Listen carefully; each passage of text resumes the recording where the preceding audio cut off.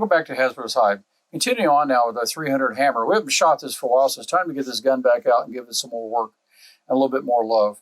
And so we're going to shoot a lighter bullet this time and try to go really fast. Well, we'll see how fast we can get with 300 black and the loads we're going to do. So we're going to shoot again CFE 300 black. Now our loads are going to be to the Wilson Combat published max and just a little beyond. So remember, don't take these loads and use them. This is this idiot doing his own load development. I'll be very careful with that and watch for pressure, etc. But don't do these.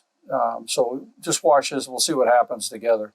We're going to shoot this 110 grain Vmax bullet. And so that's very light, 4 caliber, and it should be fast. We should see somewhere over 2,500, probably over 2,600 feet per second.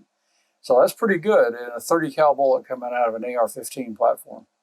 So that's what we're going to do. We're going to shoot CCI 41 primers again, and then we're going to use Wilson Combat once fired brass. And so this brass has been trimmed, deburred, chamfered, and resized, but not annealed. I just don't believe it's really necessary with this cartridge because it has such a small shoulder, minimum expansion. I don't think it's going to need to be annealed every time. And so we'll probably do it every 2 or 3 times. You can kind of get a feeling for it when you resize and when you prime that it really, and in fact, when I deburred and chamfered too, it's really still quite soft. And so, it's a bit relative, I know, and not precise, but you can get a feel for it. But nonetheless, because of this minimum shoulder and minimum expansion in the case neck, then we're just going to anneal it maybe every other or every third time. So I've already got this done. Case is all ready to go. I'll get the powder charges done, and then we'll seat our bullets. All right, here's the last of our powder charges. We've gone from 26.9 up to 27.7 in 0.2 increments in groups of 10. So this is the last one. I had to go back and do another one just to make sure it's over. But what we do is a trickle within 0.1 the RCBS Chargemaster Light, and using our Creedmoor Sports TRX 925 laboratory scale, we then trickle up to the charge within plus or minus 0.02 grains. The actual accuracy, if you want to see I have a scale study video you can see here, but that accuracy is plus or minus 0.03. Its resolution is 0.01 actually. It's resolution, but its accuracy is 0.03. Anyway, you can check that video out. But anyway, here's our last charge. Put it in here. And if you notice, I'll tap these cases a little bit. I may do that a little bit more, these upper charges, because they'll probably be compressed. They're going to be right at being compressed. So let's switch over and start seating our bullets and see how it comes out. All right, now we're seating our bullets. And I've started with the highest powder charge, 27.7 grains. It's definitely a compressed load. You can feel it when you seat that bullet the first time especially. So you have to kind of do that 2 or 3 times very gently to get the dimension that you're really targeted. Now, you can only compress so much. And a word of caution, that as you compress powder, you are definitely going to be near the max of the pressure range. So be very careful doing that. You also don't want to, in fact, I don't recommend it, but in this case, we're going to be very careful watching our powder charges. But you can see there's a very slight ring on that bullet. See if I can catch the light right, and you can see it there.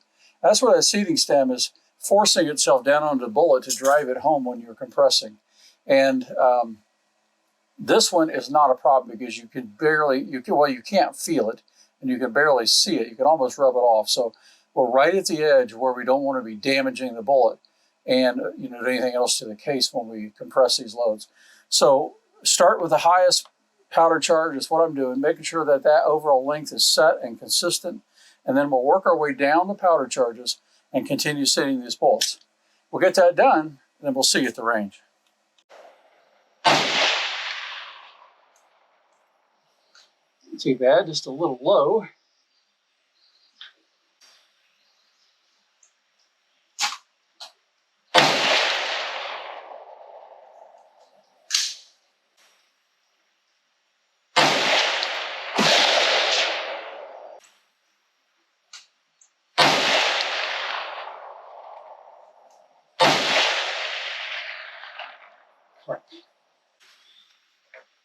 All right, shoot the same load, 26.9, but on the bottom left target. See if we can repeat. Maybe go a little better.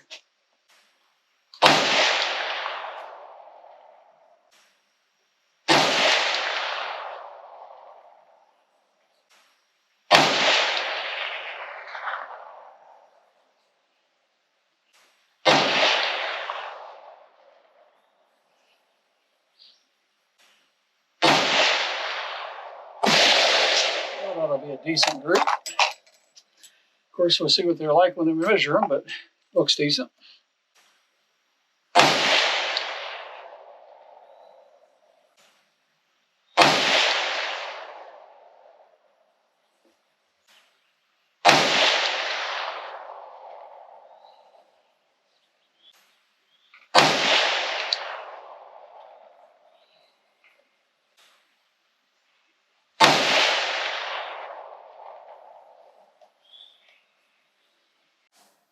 All right, welcome back in from the range. Let's first take a look at our brass before we go through the targets. Now, this is our row of 26.9, our lowest charge, and this is 27.7, our highest charge. Now, there's 10 here, so each row here is a set of powder. Then we move up to the next powder, etc.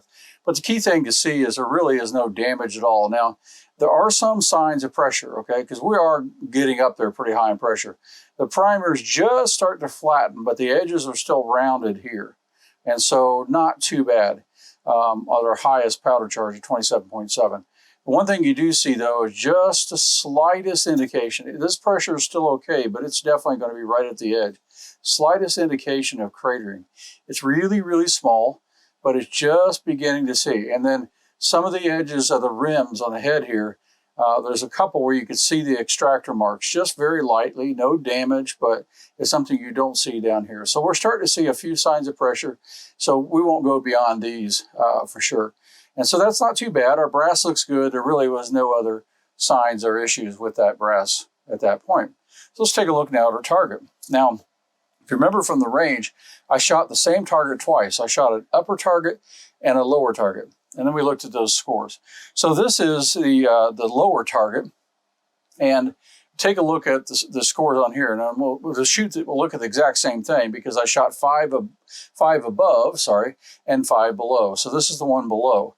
And so this first one's at 26.9. That's a pretty awesome target. I mean, there's some really good numbers here on this 300 hammer, 110 grain Vmax load. Certainly perfect. Any of these loads are perfect accuracy for any typical hunting you're going to do. No big deal. But just looking for precision, what can we see? Well, this is our first one.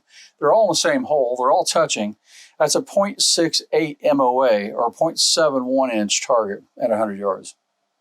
That's not bad. Not bad at all. I'll put the velocity stats up here later in the video so you can see that too. But basically, we were about 45 or so feet per second here, and we got up to about 45 here. So, you know, it's moving along pretty good. We didn't get anywhere near what the Wilson Combat data said generically, 2,500 to 2,600, and this was their max. Well, this just barely made 2,500, and I mean the longest barrel they make. So, you know, take that with a grain of salt. But this one got to 45 roughly. So not terrible. So the next one over here in the middle here, now this one opened up because I had one fly up, and it was probably me. I'm not 100% sure on that one, but it's probably me. But the rest of this pattern is similar to the other target, and they ended up making that a 2 MOA target. So not so great, but it's probably shooter error, and I'll show you why on the next target. 27.3 then, we're at 1 MOA, 1.04 MOA. So again, you know, perfectly good for hunting targets, and we're picking up a little bit of velocity. Now, the 27.5 target here, we got just about the same result. This is 1.09 MOA. We'll call it 1.1 MOA. But the grouping's pretty good. Had one come out here. And again, this overall grouping is really, really good. And same thing with our far target here on the 27.7 charge here. We got 4 in the same hole and 1 here. Could this have been me here? Yeah, maybe. I'd shoot that again, but that's the one that we're right on the edge of starting to see pressure signs. So if I was going hunting, yeah, maybe I'd load that round up again. But for just general target, I don't want to abuse the gun or the brass probably to that point very often. So let's take a look at our other target. All right, so here's our 26.9. Now this is our first one, and this is definitely shooter error. I shot 4 and then sort of casually moved the gun and put one way off target like an idiot. So this doesn't count, but these 4 here still grouped into 1.17 MOA. So, you know, obviously some shooter error there, and we'll discount that. But now look at the 27.1 result here. If I get this stupid thing to stand up. 27.1. Now, this is better than the previous target. Okay, the previous target had that 2 because I had one fly up. So this is definitely a good load. It ended up at 0.649 MOA. Okay, so almost the best one of the day, but not quite, but it's really a good load there. All of these, in fact, to be honest, are good loads. I'm really surprised. You do 5 different charges like this with a new bullet and powder combination, in fact, a different primer. This is great. So the 27.3 ended up at 0.786 MOA. There are 4 again right here and 1 right there. That one I will shoot again. Okay, because I think that was really, really a good consistent load with the other target as well. The same thing here with the 27.5 grain load over here. Now this is our smallest of the day. There are 4 right there and 1 here. Completely within the realm of possibility of just normal variation, but also within the possibility of the variation of this shooter. That could have dropped easily right there. So we're definitely going to shoot this round again at that charge weight and see how it goes. So 6.609 MOA.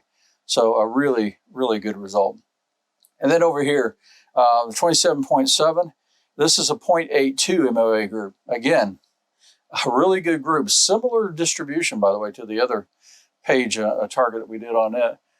We had them grouping together and had one just slightly off. I mean, not too bad. So this is a good charge. It just, I don't think I want to beat the gun up like that every day from what I'm seeing so far. So anyway, really good results. I mean, who wouldn't be happy with shooting this, shooting that, shooting that? You go boar hunting, right? You could be putting them right behind the eye if you want, or right behind the ear, sorry. Wherever you want to drop them, I mean, at 100 yards, that's pretty awesome. Chances are good your animal will flinch more than you'll miss on accuracy with that. So great news, great results. So this is a definite keeper with the CFE Black and the Hornady 110 Vmaxes. So great stuff. I think we're going to try this next, though, with maybe accurate 1680 in the same bullet combination. We'll see. I got to think about which powder I want to shoot next, because I would like to get the velocity up just a little bit more if we can without going over pressure. Anyway, I hope you liked this. 300 hammer is an awesome round. I mean, you can shoot really fast with light bullets, and you can still shoot pretty fast with heavy bullets and have a good result in the end with this gun. So props to Bill Wilson on developing this round. I think it's really good. So anyway, I hope you liked this. If you do, watch for more, and please like and subscribe.